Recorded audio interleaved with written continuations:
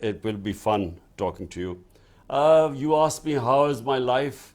Well, I always lived in the fast lane. I mean, my life was never. If for a while things became calm in my life, I felt there was something wrong. So as someone who challenged himself throughout his life, so this right now, I would say I'm probably facing the biggest challenge of my life. But every challenge strengthens you. So my belief is that as long as you resist, the Almighty has given us such powers within us that the more you resist, the more you discover your strength. Now, because of the pandemic, many people are working remotely. I was going to say it's like the Sharifs in London, working remotely in their jobs. Did the pandemic prepare you and all of your supporters for house arrest, for having to be in your house for long periods of time? Well, pandemic certainly prepared us for the only way we communicate now is through Zoom. And that's pandemic. We have to thank that because otherwise, either all my senior leadership is in jail or it is in hiding. And so the only way we communicate is through Zoom. So that's the great advantage of the pandemic. I wanted to ask about that. You have something like 180 charges against you right now, including some terrorism charges. I wanted to ask, how does it feel to be the only person in history to wait until they're 70 years old to become a terrorist? Well, Jeremy, 180 and on a daily basis going up. I'm soon to hit my double century. Look, it is sad, really, in a way, because it's just made a mockery of our whole justice system.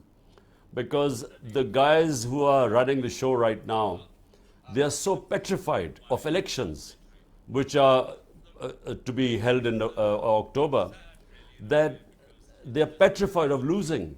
Because, in the by-elections in the last few months, out of 37 by-elections, we won 30 of them. And remember, this is despite them being supported by the umpires, by the election commission, by the establishment. And so the only way they want to now allow the elections to take place is that I should be in jail or I should be disqualified because they do not want me in the election race. And hence these cases and hence this crackdown on my entire party where thousands are in jail and either they're underground or they're in jail. It does seem like anyone who interviews you or visits you is charged with terrorism. I guess my question is, am I a terrorist now for talking to you, like for interviewing you in this way? Like, am I allowed to come to Pakistan at some point? Well, Jeremy, right now, if you're a journalist and you talk about me positively, you will be in trouble.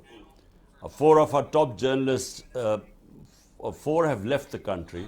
One is on this panel right now, Mohit Pirzada.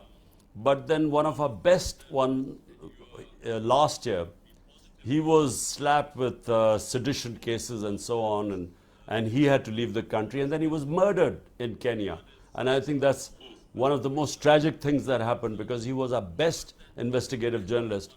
Meanwhile, the other outstanding journalist in our country who has the highest viewership on YouTube, he's disappeared for 2 months. So, no one knows. Yeah, Imran Riaz, he's disappeared, and his wife and his children, what they must be going through right now. When you don't know where they are, if you know they're in prison, at least you know where they are. But when they disappear, I think people go through the worst nightmare as his family is going through. One of the strangest parts, I was reading all about like the crackdown on PTI. One of the weirdest parts of this is that it's actually illegal in the media for people to say their name or show your picture. Is that true? Well, they've been threatened. The media houses and the top anchors were all called in a meeting. The meeting was very short, 4 minutes, I'm told, and they were ordered that my name was not even to be mentioned on the media.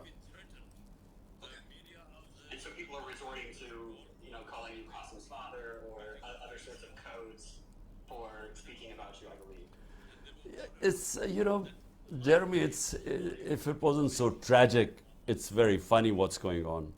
But it is tragic because, our media, in the last 20 years especially, it really became very vibrant. In fact, went overboard at times. But, the media was able to create this sort of public awareness about political issues that never existed before. And that's the only way someone like me, an outsider, was able to win the elections. My party only grew because of the free media, the vibrant media. And so, the pillars of democracy, one is the free media, the other is independent justice system. Same thing happened with our judiciary. In 2007, this movement started called the lawyers' movement. And the whole idea was that we needed to have an independent justice system. So we were progressing towards a genuine democracy. And then comes this situation right now where we now have, the worst type of martial law. I mean, it's an undeclared martial law right now. Basically, there is no democracy left in Pakistan. And what makes the current, so you said we have an undeclared martial law. Pakistan has obviously been under martial law before in the past. Would you say these are comparable situations? Well, General Musharraf's martial law, and that was from 1999 to 2008. Now, I was his opponent. I was in the opposition. I went to jail for about 7-8 days during his martial law. But I'm telling you, that was liberal compared to what is going on right now. I mean, this is, I feel as if it's like, what people must have felt in Stalin's Soviet Union or Nazi Germany. I mean, people get picked up in the middle of the night. If they're not there, their relatives get picked up. Their houses get broken. They get robbed. The businesses are shut. And this is anyone who has anything to do with PTI. I'm not even talking about the senior leadership. And it's happening to the workers. I mean, it's never happened in our country before. Totally the media is controlled. The judiciary is under extreme pressure. And I must say some of the judges, despite the pressure, are sort of giving us whatever little relief we get. But I mean, all civil liberties have gone out of the window. Now, talk me through the events of I believe, May 9th, where you reported to the Supreme Court and you were abducted inside of the Supreme Court, correct? Well, I was sitting within the precincts of the Islamabad High Court. And I was sitting there to get my bail, or various bails, because every day I have my going to courts is like people going to the office. So every day I have to go to one court or the other when you have over 180 cases. So I was sitting there, and suddenly, I'm sitting in the registry office, and suddenly I see these commandos. Really, they weren't even rangers; they were commandos. And I thought, first of all, because my life is at risk according to the government. My life is at great risk. So the courts had asked them to give me protection. So I thought these guys had come to protect me, that there might be some terrorist hold up there. And then I discovered it was me who they were after. And so they really broke in. They beat up everyone. They beat up the lawyers, the staff there. They then dragged me out like I was some sort of a terrorist. And it was all illegal. And later declared by the Supreme Court of Pakistan, declared it unconstitutional and illegal the way they abducted me. And of course, those images when they went out, it had a reaction. Right. And so 4 days later, you're released from jail because the abduction was deemed illegal. And you found out that during those 4 days, there had been protests, there had been violence. And what was your reaction? Well, when I was asked by the Supreme Court, they told them to bring me to the Supreme Court. So from the prison, I went to Supreme Court. And the first time I discovered that there had been violence was when the Chief Justice asked me, that he said, "Do you condone this violence?" So I had no idea that there had been violence. I expected there would have been protests. But, we have, when I was shot, and about 11 of our people had bullet wounds, one of the bystanders was killed. Even then there were protests, but there was no violence or there was no arson. So I was quite shocked when I was told by the Supreme Court, and I immediately, of course, condemned it. Because in my 27 years, I've always urged my party always to remain within the Constitution, our right for peaceful protest, but never violence. So as things unfolded, Jeremy, unfortunately later on, we discovered that these people were embedded within us. And the ones who indulged in arson were not PTI people. They were people who were specially embedded within our ranks, and they are the ones who indulged in violence. And since then, we've been calling for an independent investigation, but we're not getting it. Because we can prove, if there was an independent investigation, we can prove that these guys were not part of our party, because our party had never believed in violence. But unfortunately, that was used as a pretext. We feel it was pre-planned, the whole thing. Within 48 hours, 10,000 of our followers were put in prison. This can't happen unless it's pre-planned. You can't just go and pick up 10,000 people. So all this was planned. Senior leadership was put in jail, and the rest just went underground. So it was used as a pretext to dismantle the party. Now, normally these are the kind of things that would come up during a civilian trial, where they have people defending them. But I'm being told that's not what the plan is for the people charged with this. That they're actually being well, there's a push at least for them to be tried, and for you to be tried in a military court. Yes, well, right now in the Supreme Court, I have gone, other people have gone into the Supreme Court against military courts. The case is still in the Supreme Court, but the ministers of the ruling party have actually stated that if the Supreme Court gives a verdict against military courts, the government would defy it. Just like they defied when the Supreme Court announced Punjab elections on the 14th of May, according to the Constitution, the government refused. So we don't know what will happen, but clearly, I mean, there's no room for military courts in a democracy. One idea that I had, because I heard that 10,000 PTI workers were in jail and many others are underground, and then if they put you in jail, what's going to happen? Are they going to allow PTI to contest elections without you, or are they going to have to change the name? You got to start your own political party. And my idea was a political party called the PDKM, which is the Please Don't Kill Me Party, where anyone who leaves PTI can just switch to that party, and then that would be their way to stay safe while they're contesting elections. Well, Jeremy, let me tell you what's going on right now.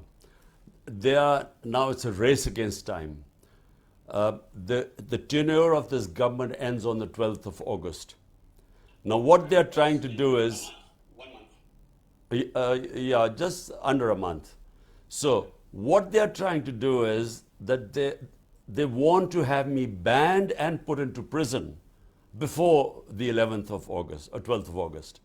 And so I have these cases and these judges, the special appointed judges who are now hearing my cases, really speedy trials going on. And the whole idea is that I should be out of the race before the caretaker government comes in and the election campaign starts. Now, the problem with that is that, the cases that they're going to try and have me convicted in, they are no cases. These are bogus cases. So if they go, but what they want is that they will have me convicted, and then when I go to appeal for the higher court, by the time the appeal will be heard, the elections would be over, so I would be out of the race. So this is the game plan, and also put me in prison so that I can't campaign. All I think, my view on this is that what they are trying to do is they will completely discredit our democratic system in trying to dismantle and not allow a party which has over 70% rating in Pakistan today. So the biggest political party in the country with basically almost 70% of the people behind it, if you try and make sure that it is out of the race, basically you're dismantling the democracy of the country. And that's really what they're planning to do. And all I'm hoping is that some sense will prevail somewhere along the line, because all that would do is it will destabilize the country. The country desperately needs political stability, which will then lead to economic stability. But all what they're trying to do is actually, it's going to cause more destabilization. But there's a panic amongst those who are in power that somehow, whatever happens, I should not be allowed to come back into power. Well, one of the things I was reading that came out in the last week that made me laugh was that you were accused of being a secret Israeli agent. Is that right? And I was thinking about all of the different secret religious things. You know, Barack Obama was accused of being a secret Muslim. Indian politicians have been accused of being secret Christians. When I first visited Pakistan, I was accused by Indians on social media of being an ISI agent, which is obviously not true now that I'm talking to you. But wouldn't it be easier for all of us just to switch countries instead of maintaining, secrecy in our countries? Look, Jeremy, the problem is someone like me, they really find very difficult to place me. So at one end, I've been called, and a whole election campaign against me was that I was part of a Jewish lobby, a Jewish conspiracy to take over Pakistan. And then a whole campaign that I was Taliban Khan. So I was, a supporter of Taliban. And then a whole campaign for last few years, I was I was pro-army, a stooge of the military, and now I'm supposed to be anti-military. So I think, people find it easy to categorize people before maligning them. So, it depends where you stand in the political spectrum. Then accordingly, then they brand you like, Jewish lobby and so on. Point is, the saddest thing is that, my God is Rabbul Alameen. He's God of all human beings, and our Prophet Muhammad, peace be upon him, was a mercy for all mankind, not Muslims. So, my religion is a universal religion. It is to bring people together, human beings together. And, very narrow-minded people, unfortunately, always, non-leaders I call it, non-leaders always do their politics by hatred, through hatred, by demonizing one community to get votes. So you find, non-leaders dividing humanity to come into power, whereas you have someone like, our Prophet, peace be upon him. The first constitution of Medina was where all the various religions were brought together by him. So Christians, Jews, Sabians, they were all brought together under one millet, or sort of one community. And they all had their rights, and all the rights, they were allowed to practice their religion and so on. So it was a very advanced civilization that was set up in the state of Medina. And I find it, people like Nelson Mandela, for me, these are genuine leaders who actually brought human beings together, because people like us who saw I used to play cricket, and South Africa then was apartheid state. And I played with South African cricketers, and I always thought that, one day there would be bloodshed in South Africa. But it was a leader who actually stopped the bloodshed by forgiving the ones who put him through so much, 27 years of his time in jail, and then he comes back and forgives everyone. So these are genuine leaders who bring humanity together. Yeah, I was speaking to some of my friends in Pakistan who are Christians, and they're also supporters of you. And one of the things they brought up was that Christians in Pakistan I've always found this interesting that the percentage of Christians in Pakistan is the same as the percentage of Muslims in the United States. It's about between 1 and 2%.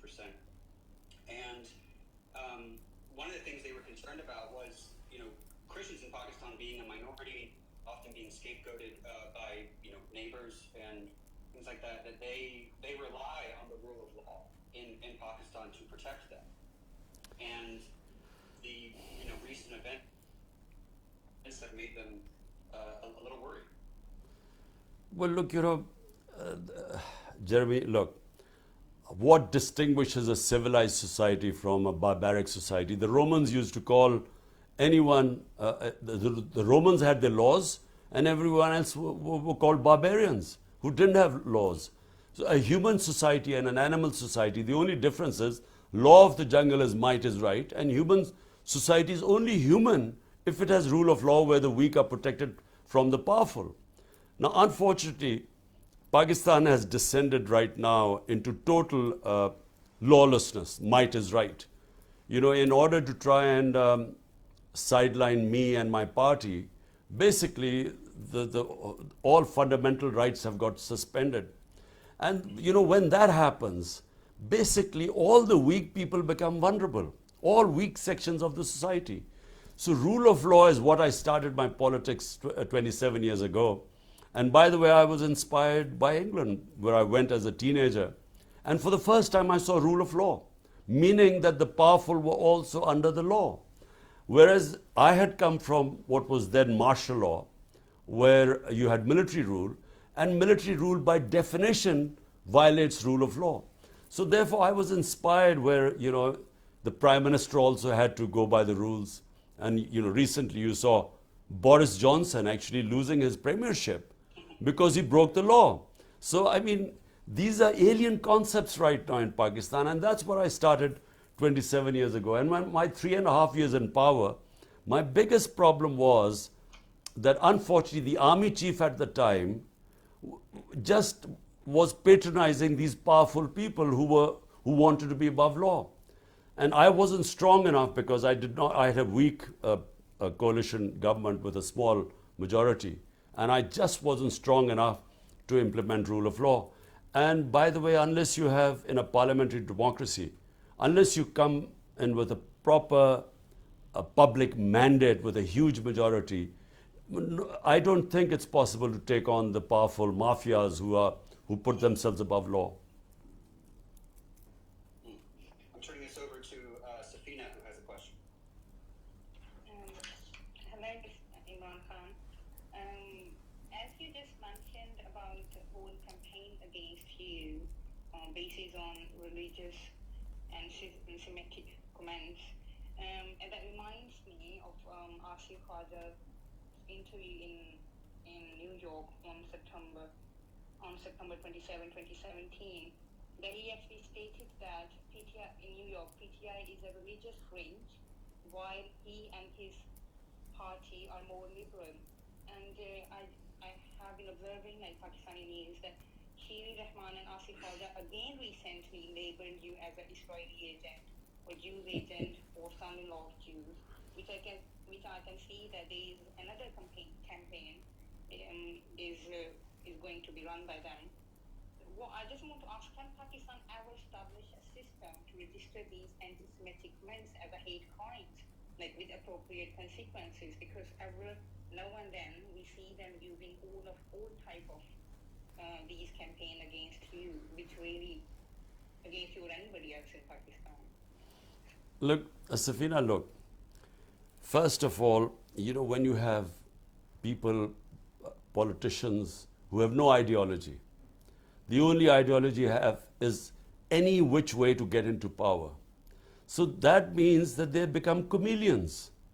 So Khwaja Asif would go and tell the Americans he's liberal, whereas his party members here would be talking about, the extreme sort of spewing hatred against other sects, other religions, or they would be calling themselves backing jihad, and jihad not because they believe in jihad. Jihad is a great concept, means standing up against injustice. But they would use it sort of as a religious, as trying to categorize themselves as being religious. And so they change colors wherever, whatever audience they have. And Sherry Rahman, her party claims to be very liberal, and they talk about liberalism and so on, and yet here she is making such comments and she made them in Urdu, didn't make them in English because she didn't want, the Western countries to know, what she was saying, these anti-Semite comments. Look, what I want Pakistan to be, let me just make it clear. The Pakistan I want, and the reason why Pakistan was made to be on the principles. Our founding fathers made Pakistan to be on the principles of the first state in Islam, which was in Medina. That was in every sense a modern state. It had rule of law. Number one was rule of law. Remember, just imagine at that time, forget about, even now it would be unthinkable, but at that time, a Jewish citizen wins a case against the Khalifa, which means the head of state, Hazrat Ali, one of the most revered figures in Islam, because the judge refuses to accept the testimony of his son. So all citizens, regardless of their religion, were equal. And secondly, the head of state they put themselves under the law. So the Prophet, peace be upon him, is famous saying that even if my daughter commits a crime, she will be punished. The third Khalifa, the second Khalifa, Hazrat Umar, he had his son punished for breaking the law. And so, the state was built on great principles of rule of law, everyone equal, regardless of their religion. And secondly, women were given rights. We don't realize that was the first time women were given inheritance rights at the time. The Prophet saying that man has right over woman as a woman has right over man. So, imagine at that stage, and then of course freeing the slaves. Slavery was, first time the Prophet spoke about how you have first to treat them equal, but the best thing is to free a slave. Now these were, at that time, dynamic concepts. And unfortunately, and then of course his last sermon, where he said, we're all children of Adam. We're all equal. Whatever the color of our skin. So remember, these are 100 years ago, great concepts, modern concepts. But sadly, sitting right now in Pakistan, and I'm afraid for the last 70 years, we have not even remotely come close to these principles. Answer, this is Dr. Moeed Pizala, if you can hear me. Ji, Moeed. It's a privilege to be listening to you in a live space. I had the opportunity of seeing you, of course, every week till July, before I left, July or August. But I watched your interview with Tim Sebastian, and like many other interviews which you had given to Western media. And I'm mortified and surprised that someone like you is a modern man who talks of Britain, NHS, Scandinavian countries, Nelson Mandela, European history, and American history, is very easily tagged as a pro-Taliban, as a medieval, primitive mindset. What have you done wrong to send this impression? I really fail to understand. What have you done wrong? Well, Moeed, look, good thing you're not here, otherwise you would be behind bars right now. So good that you've got away. Look, Moeed, I think in the Western press, the portrayal of Islam is, ever since that Iranian revolution of Ayatollah Khomeini, the portrayal of Islam was that they divided Muslims between two categories, fundamentalists and sort of liberals. So Muslims who looked like Westerners became moderates or liberals, and then anyone who was perceived to be religious sort of became a fundamentalist. So it was a bizarre categorization of 1.5 billion people on this earth. And this really started, I can remember after 1979, the fear in the Western countries was that the whole Muslim world would be swamped by Islamic revolution, and from their point of view, fundamentalists would take over. And so first of all, they didn't understand the dynamics of the Iranian revolution. And so it was a black and white categorization of the Muslim world. So when the Taliban came in, they never quite understood the reasons behind how the Taliban took over. They did not even understand the Afghan culture. They did not understand the difference between the urban culture in Afghanistan, especially Kabul, and they didn't understand what the rural culture was, and especially the Pashtun rural culture. And so they didn't understand when the Taliban took over what were the circumstances in Afghanistan. No one went into the depth. And so it was a black and white. Taliban were these religious fundamentalists who hated women and so on and didn't like girls' education. And so whenever they ask me questions about Afghanistan, they do not understand that from Pakistan's point of view, our number one priority is that whichever is the government in Afghanistan, Pakistan must have peaceful relationship with them, because we have a 2,500 kilometer border with them. We have 3 million Afghan refugees. And when the previous government was in power, we had 3 different terrorist groups operating from Afghanistan and operating in Pakistan. ISIL, TTP, and then of course the Baloch terrorists. So from Pakistan point of view, we want a stable Afghanistan. Whether it was the previous government or the Taliban government, we want stability. Afghanistan has been through 40 years of conflict, and the people of Afghanistan have suffered. Now, from the West point of view, when they talk about human rights, and especially women's rights, it would be much better if the West if they allowed the current Afghan government to come into the mainstream. By isolating them, they're actually removing every leverage they have on trying to influence them on human rights and specifically women's rights. So right now it's a black and white thing. If you talk about the Afghan government because Taliban are there, you are then also supposed to be endorsing the treatment, the girls not going to school. But clearly, I mean, any human society, everyone knows that without women's education, how can a society progress? I mean, in our government, my 3.5 years, we give special stipends to parents of poor girls in conservative areas to send their girls to school. We made 60% of the new schools we made were for girls so that we could encourage girls' education. Because simple, I mean, our biggest problem right now, just to divert, is our population growth rate. Now, every research shows that if you educate the girl child, if your women are educated, automatically the fertility rate comes down. And so, I mean, it is a necessity for Pakistan.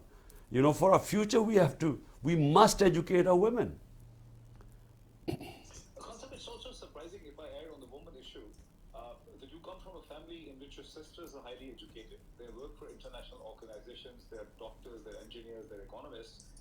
Yet you, and the PTI has done the largest ever mobilization in the history of Pakistan, the political mobilization of a woman.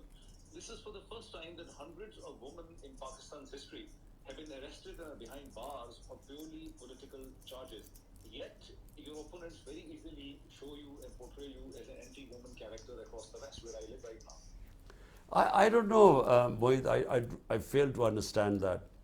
I don't know. I think it's quite black and white because, I have a very strong faith in God. I am a, practicing Muslim. And therefore, I think they just stereotype people that if you're a practicing Muslim and you have faith in God, then you automatically, then all the other things follow, that you must be, in the Western eyes, you must be against women, you must be sort of very against, you must be illiberal. Although in my opinion, actually my faith makes me very liberal.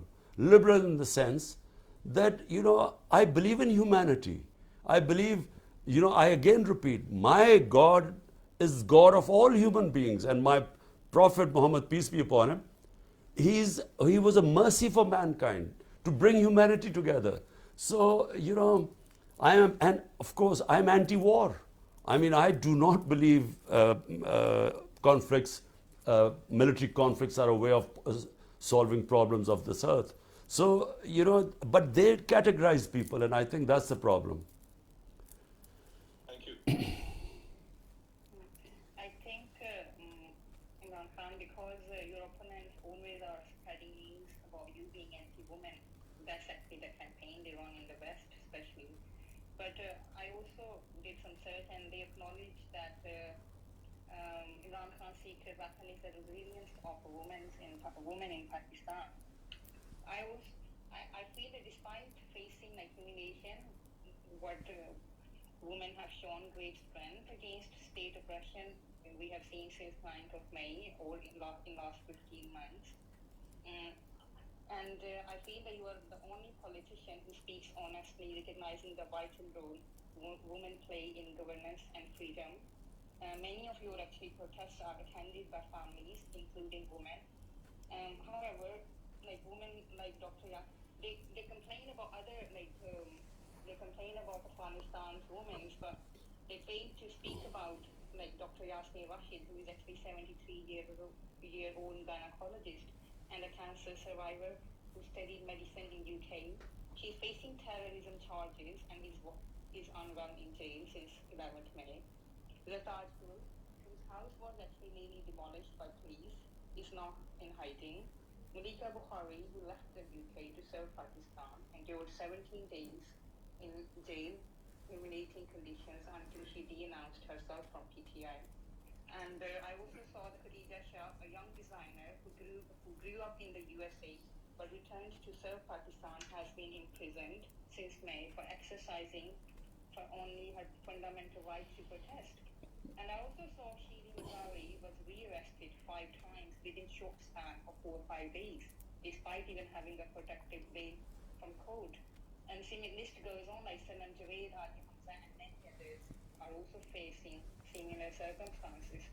So the question is, why don't these institutions speak about Pakistani women, and what will you do to protect women from these draconian measures and terrorism laws when you come into power, which I'm keeping my finger crossed that you will? Well, Safina, look, first of all, never in Pakistan's history have women been treated like the way they have been done in Pakistan, not just after the 9th of May, but last year, 25th of May, that was the first time we got a shock. The way the police attacked the women, the way they raided the houses in the middle of the night, and not caring that there were women in the house, because there's a lot of respect for women in our society. This is a big fallacy that, you know, we treat women badly here. And I will explain where this comes from, but we respect our women. And so the idea of police barging into people's house in the middle of the night, not caring that the women in the house, breaking into bedrooms, you know, beating up the men in front of the women, this has never happened in our country before. So that first time happened on the 25th of May. And after 9th of May, the way what they did to peaceful protesters, women protesting peacefully, what they did to them, the way they beat them up, there's a lot of footage on social media. And I thought they went out of the way to spread terror amongst the women. And then they jailed them. And you've named a few, but you know, there's so many other women who you haven't named, but who have been living in terrible conditions within the jail. And the worst thing is, they have deliberately terrorized the women.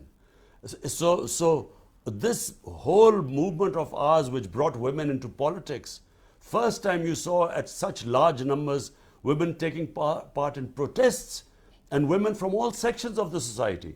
And suddenly when these images went out, not only women being beaten up on the streets, but then women put into jail, I mean, imagine how difficult it would be for the men folk to allow their women to go out who understand Pakistani culture. And answer to your second, and by the way, this has been deliberately done. In my opinion, the last by-election we won by a huge majority in Rajanpur. One of the main reasons was huge turnout of women in the election. And I think they are going out of the way to actually depoliticize the women. I think this is a plot, because this goes against our religion, our culture, against everything we believe in. And just answer to your last question, look, the problem is in Pakistan, is not about women being, women being treated badly. The problem in Pakistan is a lack of rule of law. Powerful women in Pakistan,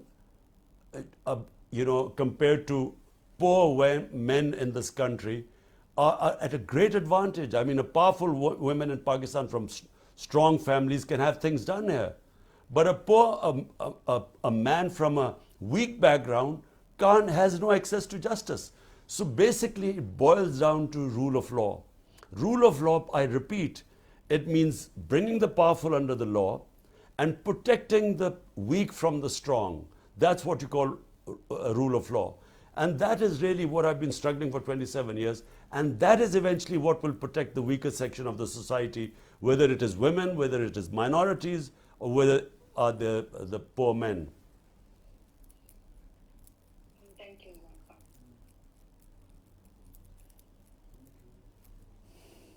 Thank you. Kansab, I wanted to ask, we've been speaking about misinformation a lot during this time, and I'm not sure if you remember this. I have my own story about misinformation, and that is that I was supposed to go on a comedy tour, and I did. It was my first comedy tour of Pakistan. This was in 2017. And when I started advertising that I was coming to Pakistan, it was Nawaz Sharif supporters spread the rumor on social media that I was your secret child in the West. I don't know if you have any idea about that. But that actually ended up on ARY and Geo News, like spoken about on the news. And I had to contact the Sharif administration to explain that I was not your son, so that my visa would be able to go through. And they ended up calling the embassy in the U.S. I got my visa. I went to the airport, and then on the flight to Pakistan, Nawaz Sharif was removed from office. And so, in a way, Nawaz Sharif's last act of corruption was getting me my visa to go to Pakistan. Jeremy, look, the problem is when you have people desperate to cling to power, because power for them means two things.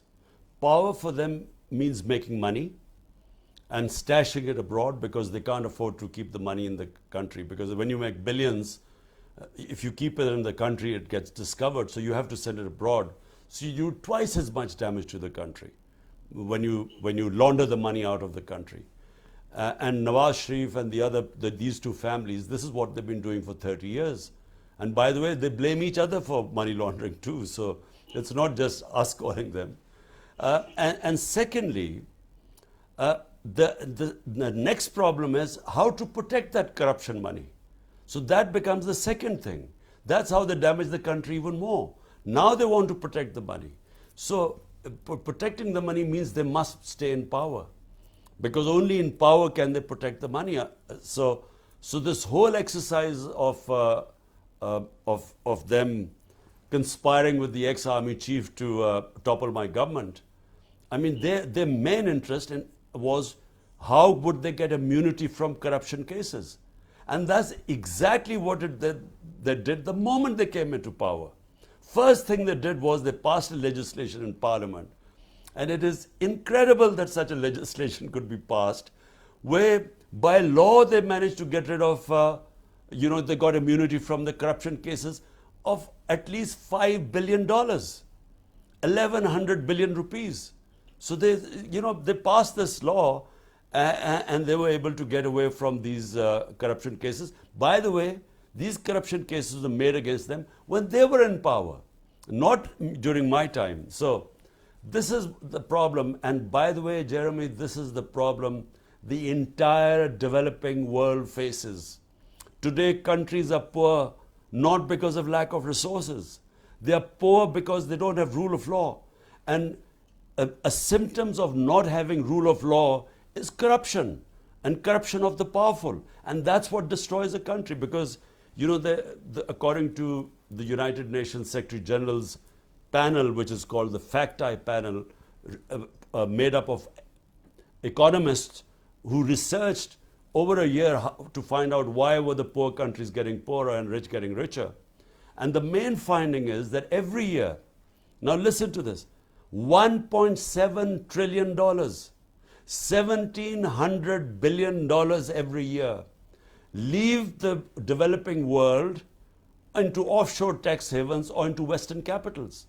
So $1.7 trillion moves from the poor countries to the rich countries and offshore accounts from the corrupt ruling elites. So this is how countries are getting poorer, because they are being robbed by their own elites. It's like if people might not know this, might not have read it in history, the greatest transfer of wealth took place when the East India Company conquered India. And from 1757 onwards, when they conquered India in 1757, India had 23% of the world GDP. And from then onwards, for 150 years, they transferred the wealth of India, was creamed off and taken off to Britain. And Britain had 3 or 4% of the world GDP when they conquered India. When they left India, Britain had 22 or 23% of world GDP, and India was left with 3 to 4% of the world GDP. So, they robbed the country. It's exactly what the ruling elites of the developing world are doing right now. They are siphoning off the money, and they end up and unfortunately, the powerful countries, rich countries, don't do anything to stop this plunder.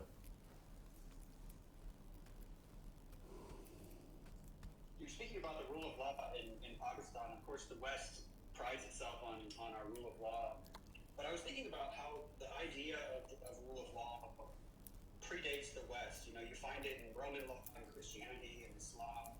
That it's not some idea that's sort of foreign to Islamic countries. It's actually something that is at the source of that.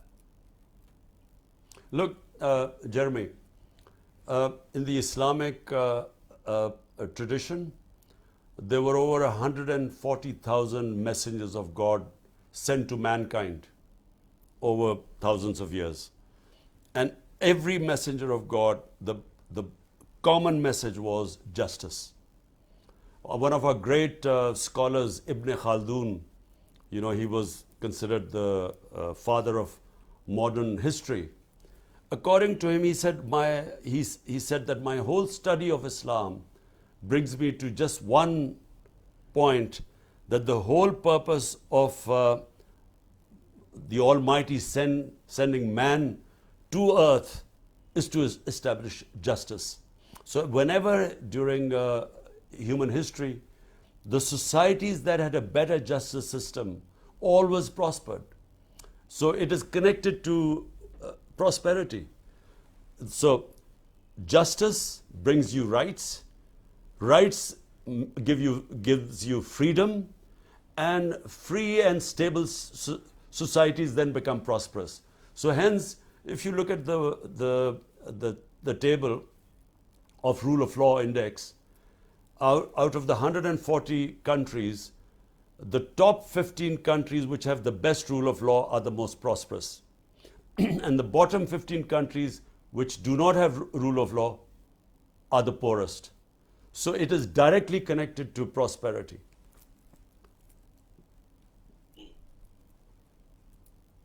Hansa, can I jump in for short questions, because then I have to leave because I'm going on a house search and I've got an appointment.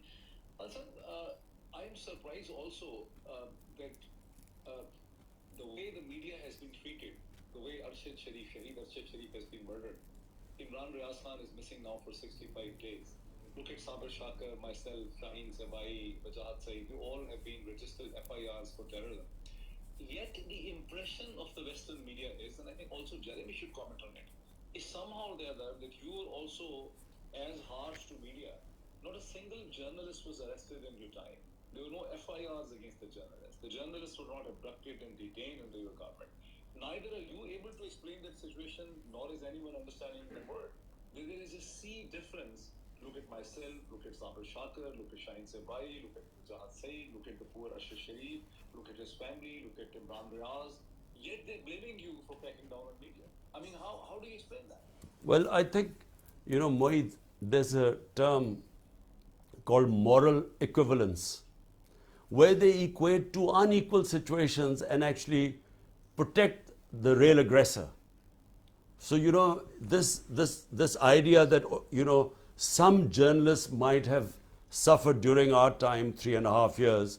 And because of that, then the whole crackdown, I mean, what crackdown? Media is totally muzzled today. I mean, the media is totally controlled. There is no freedom. Under General Musharraf, and I don't know whether you remember, General Musharraf, the media was liberal compared to what is going on right now. So 100%. it is completely controlled today. I mean, not just that the four of you have left the country, not just that Ashar Sharif was murdered after having to, because of threats to his life after leaving. I mean, what about the 4 or 5 senior journalists who were roughed up and beaten up in Pakistan? I mean, senior journalists like Ayaz Amir, like Sami Ibrahim, like Ghulam Hussain. I mean, these guys were just roughed up within Pakistan and threatened. So, I mean, this is unprecedented what is going on, the sort of crackdown. And yes, you're absolutely right. Sometimes they bring out some sort of human rights watch or some report or some international journalism who might have mentioned few journalists got a raw deal. But by the way, I looked at all there were 10 cases, so I actually had it investigated. There are 10 cases. And all of them, there were 3 of them which has to do with security, where the military establishment directly spoke to the media owners in 3 or 4 cases.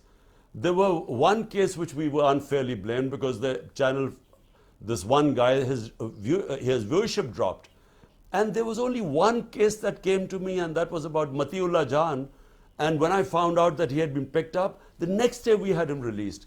But you cannot compare what is going on. I mean, there is just no comparison between then and now.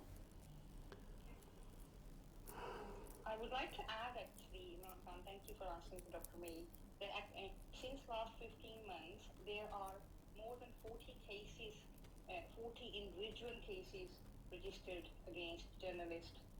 There are 40 members of journalists from Karachi, from Punjab, from Lahore, from Peshawar, and from Balochistan. And if you calculate only in Balochistan, there are more. But I have a question, as Dr. May said about media, that the rape incident actually happened. If you remember, Dr. May, the rape incident on the motorway during Imran Khan's news sparked international outrage. But you know, the Human Rights Commission in Pakistan took quite active measures to seek justice on the times. But when I look at now, in early February this year, a woman was assaulted in F9 Pakistan, but media discussions on that matter were completely banned by PAMRA, and our human rights bodies appear to remain silent, like there was no peep. Just recently, yesterday, there was a news about another rape occurred in Martha Hills near Islamabad, and that actually raises concern about the potential compromises like our human rights institutions in Pakistan and media have made. Is there really are the human rights organizations and the media in Pakistan is completely compromised? Because what I heard, okay, Imran Khan's name or PTI leadership cannot be mentioned in TV, but other than that, can all these crimes is also banned? And why actually human rights organizations are silent? Why there is no beat against those things? Well, look, Safina, look. Unfortunately, the media, and I'm talking about our own media, and then I'm talking about the Western countries, 2 different things. Our own media is unfortunately controlled by the media owners, the bosses. And the media bosses have huge business interests. I mean, they're interested not just running a media house, they have other business interests. And so for those other business interests, which actually is what brings them most of their money, they are willing to compromise on the freedom of media if those business interests are threatened. We never did that. In our time, the media, if you look at the media, majority of the coverage was against PTI, my government. I mean, we had a real problem with the media. In fact, the problem was that there was real libelous stuff on the media. And even I, as a Prime Minister, I had to go to court. And yet, in my 3 years, I never got justice.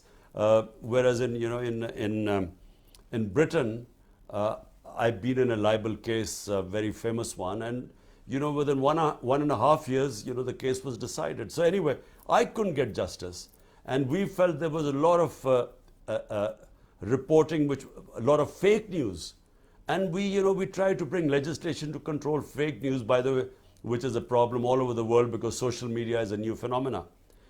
But unfortunately, I found that the media then and the human rights organizations, were very vocal at the time, but now with a complete clampdown on human rights, I'm afraid there's not much, hardly any response from them.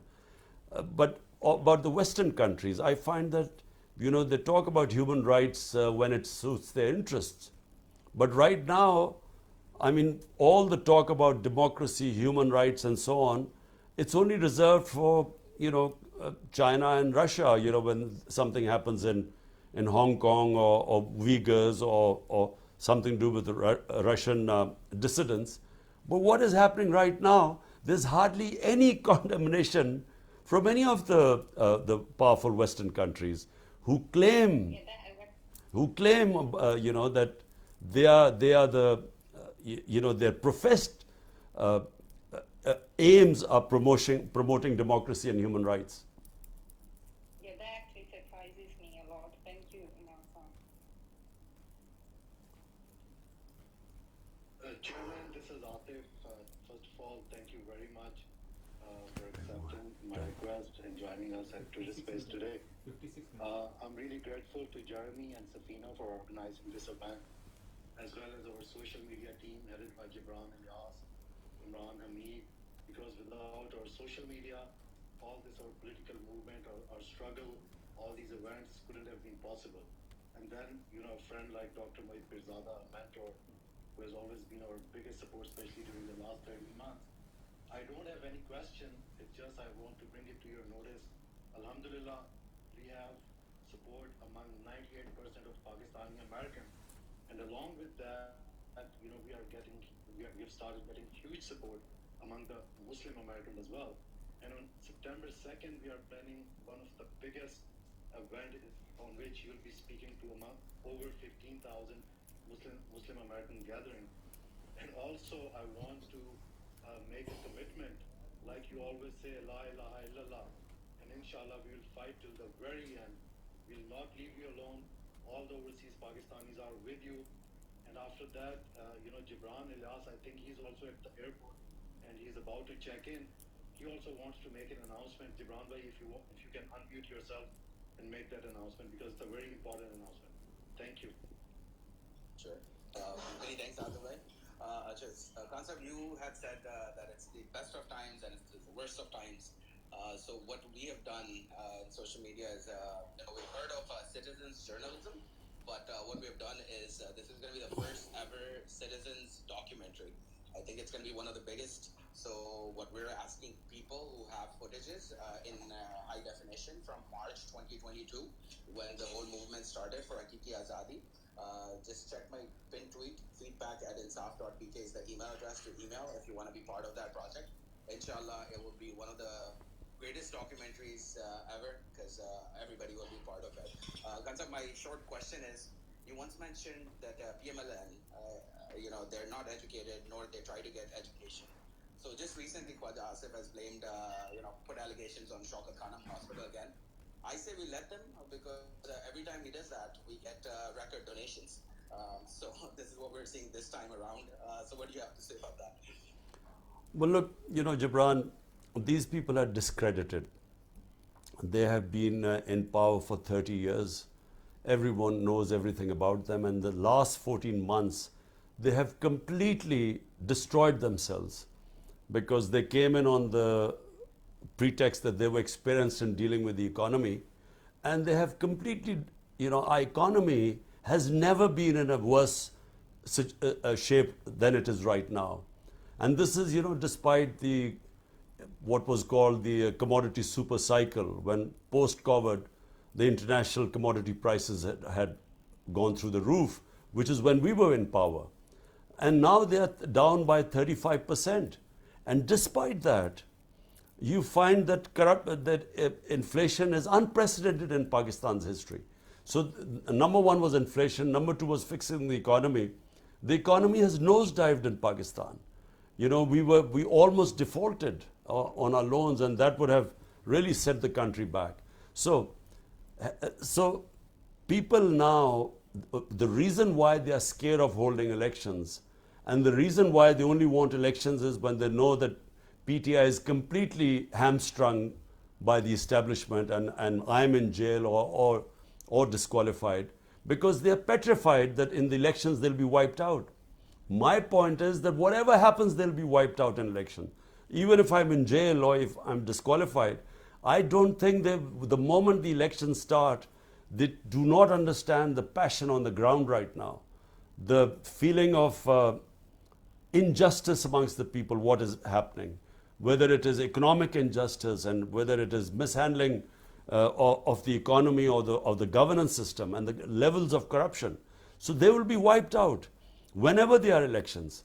But the point is that people like Khwaja Asif, no one listens to him, because these people are supporting, you know, they have supported the most corrupt governments. I mean, the two, Asif Zardari was considered the most corrupt man by people like Khwaja Asif and Nawaz Sharif.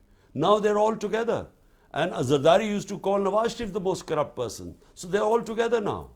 So anyway, they have no credibility. And that's reflected in them trying to run away from the elections.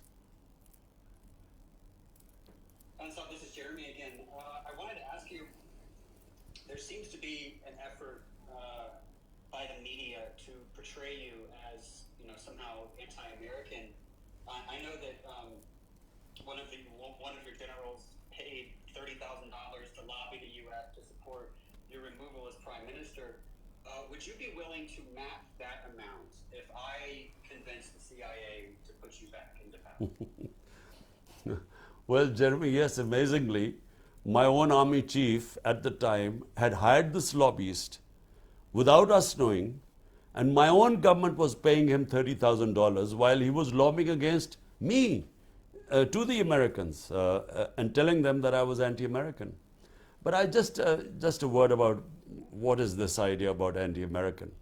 I mean, how can you be anti-whole country? You know, this idea of calling someone anti-American or anti-Pakistani or anti-Indian, for instance. How could I be anti-Indian? I would be anti the policies of Narendra Modi, specifically the way they are treating the minorities or the people of Kashmir. But I can't be anti-whole country, because a country is made up of all sorts of opinions. So I was always against the policy of Pakistan joining the US war on terror, because as a Pakistani I felt it would be a disaster for Pakistan, and it was. 80,000 Pakistanis were killed in it. Over $100 billion lost to a poor economy. And I was always skeptical about the US war in Afghanistan or US invasion of Afghanistan, because, you know, there were no clear aims, and I kept saying there would never be a military solution. So if you criticize the US foreign policy, does not make you anti-American. I mean, if I'm today criticizing my own government for this fascist tendencies, I mean the draconian laws, the total violation of our fundamental rights, does that make me anti-Pakistani? So this is, you know, it's to brand people. Sometimes I feel that, you know, to stop criticism of certain policy, and especially when you're from other countries, it's easy to brand you as being anti-American and then shut your voice. But I would like to add in there, Imran Khan, that you have stayed in UK since you were 17 years old, and you always say that you loved being here and the rule of law. That's how actually you got inspired by. So I would like you to add into this that why would you be anti-West when actually you have been praising them and you have stayed there for nearly 20 years? Look, how can you be anti-West? West is a geography. I mean, you know, it has so many countries. These are so bizarre, these terms. He's anti-West or he's anti-American and so on. Look, I mean, Britain, you know, I keep telling everyone that the first time I saw two important things which made the basis of my manifesto. was rule of law and a welfare state. So that's the first time I saw in Britain. And later on, when of course, I studied my own history and especially Islamic history, I discovered that the state of Medina was based on these two great concepts of humanity, justice and humanity, and a welfare state, and all the great concepts which I saw in England were actually 1500 years ago was actually in the state of Medina, set up by our Prophet, peace be upon him. So, but I also understand the weaknesses of the Western society. I also know their strengths, same as I know the weakness of my society and the strength of my society. But that's how people, understand different communities. You don't sort of blanketly say you are anti one community or anti the other community. You just deal with them a mature ways to their weaknesses and their strengths. Thank you. As I was getting ready to, coming up with a list of questions that I was going to ask you, my neighbor bought a black pickup truck, and so it's sitting outside. I don't know if I should be worried or not that anyone is coming for me with a black ego or anything. But Jeremy, you should be very worried, because if they come in, let me tell you what they'll do. First of all, if they find you, they're going to thrash you. And if they don't find you, they will pick up anyone who's in your house. They will take them, with them in the black Vigo. They will smash your house. They will rob it. I mean, this guy, one of my MPs, he was not in the house. They broke open a safe, and they, took away everything from the safe. So it's not just that they beat you up and they rob you, they break the house. In other words, they vandalize the house. They also rob it. So be careful. Right. If I do need to flee, from what I understand, I can hide in Atabad, because they never look there, from what I understand. Well, my senior leadership, they will give you plenty of hints, because they've been hiding for 2 months. They're all out of their homes. They're hiding. Gotcha. I think Safina mentioned Pakistani Americans. Now, I have a pretty big fan base of Pakistani Americans, and in terms of the population of Pakistanis in the United States and the effect that they have in the United States, it's very outsized. We call it like punching above your weight. They're one of the most respected and influential groups. Meanwhile, I read that in the last year, 750,000 Pakistanis have left Pakistan, which is great news for us because we love Pakistanis here. They are our doctors and we're very involved in politics and industry. But I can't imagine this kind of brain drain being good for Pakistan. Look, Jeremy, first, the Pakistani American community is one of the most powerful Pakistani expatriate community. And also it is one of my biggest support, PTI's biggest support does come from not just the Pakistani Americans, but basically amongst the 10 million Pakistanis that live abroad. And the main reason is because when they go abroad, like I went when I was a teenager, you see rule of law. And by rule of law, it means that if you pay your taxes and if you don't break the law, you are a free man. You're protected by the laws of the land. And whereas when they come, when you see what is happening in Pakistan, it would never happen that say, in the US, your house would be broken in by police in the middle of the night and people picked up, beaten up, the house robbed. It's unthinkable there. Because no police officer would dare to give instructions like that because his juniors won't obey them. Because it would be against the law of the department, the police department. They're not allowed to do this sort of thing. So the juniors would not accept this. And even if they did accept this order, they would be liable to be sued in a court of law and would suffer heavy damages. But here, unfortunately, might is right. And this is what takes away the freedom of human beings. And it actually creates a society where it completely shuts off the potential of a society.